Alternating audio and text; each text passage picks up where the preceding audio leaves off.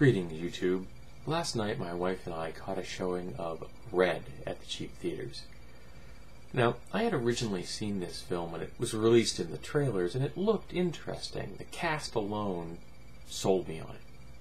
Bruce Willis, Morgan Freeman, Richard Dreyfuss, Brian Cox, Helen Mirren, John Malkovich. I mean, how could you lose with a cast like this?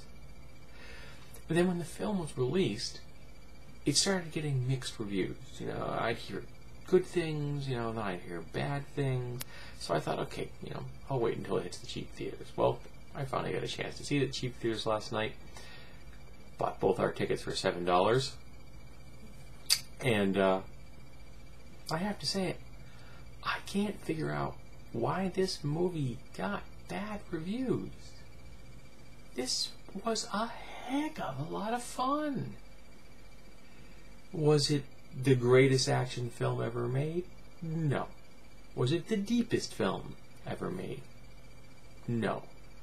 But did I enjoy myself from beginning to end? Yes, I did. And in that regard, I can't imagine why more people didn't. Now, I've already heard that they're already planning a sequel. Apparently this film has already netted something like $90 million, and you know, you're still not factoring in like DVD sales and, you know, Netflix, whatever, things like that they're going to get out of this.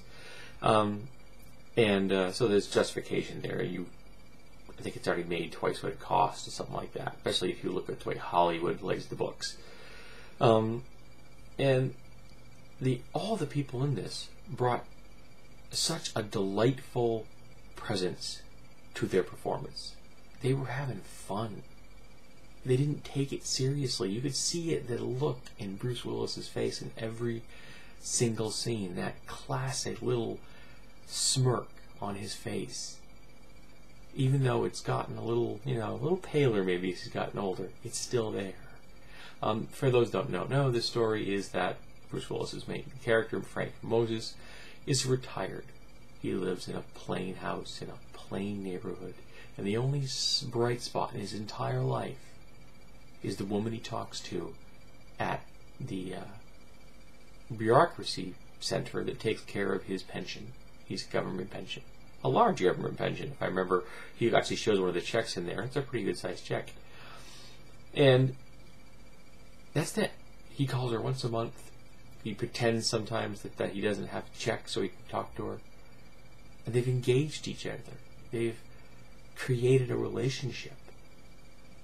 She convinced him to grow an avocado plant. And because of this relationship, when Frank's past finally comes back to haunt him, because Frank was a black ops operative,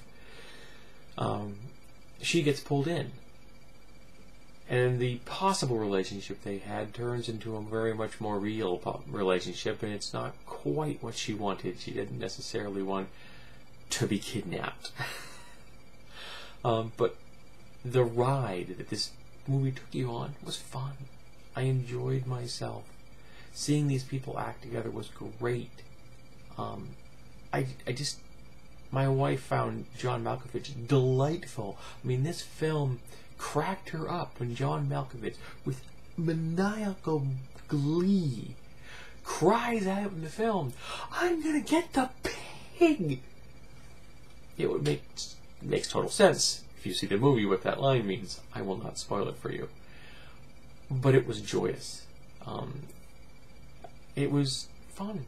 I enjoyed myself, and I'm looking forward to the sequel. I will probably still wait till it's the cheap theater because I'm cheap. I don't need to see movies in the open. But if you haven't seen Red, and it's in a cheap theater near you, go see it. And if it's available on DVD or Netflix, definitely add it to your queue. Go pick up a cheap copy, used copy or something. I know I'll be buying a copy as soon as I find one that has commentary on it. I had a good time. Bruce Willis was a lot of fun, and the entire supporting cast was just a thrill.